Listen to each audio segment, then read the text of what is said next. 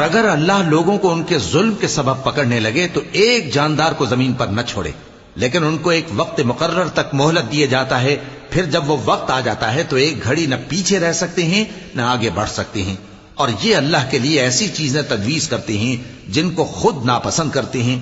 اور زبان سے جھوٹ بکے جاتے ہیں کہ ان کو قیامت کے دن بھلائی یعنی نجات ہوگی۔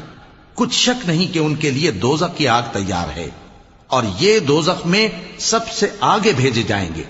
اللہ کی قسم، ہم نے تم سے پہلی امتوں کی طرف بھی پیغمبر بھیجے تو شیطان نے ان کے کرتوت ان کو آراستہ کر دکھائے، تو آج بھی وہی ان کا دوست ہے اور ان کے لیے عذاب علیم ہے۔ اور ہم نے جو تم پر کتاب نازل کی ہے تو اس لیے کہ جس بات میں ان لوگوں کو اختلاف ہے تم اس کا فیصلہ کر دو، اور یہ مومنوں کے لیے ہدایت اور رحمت ہے۔ اور اللہ ہی نے آسمان سے پانی برسایا، پھر اس سے زمین کو اس کے مرنے کے بعد زندہ کیا، بے شک اس میں سننے والوں کے لیے نشانی ہے۔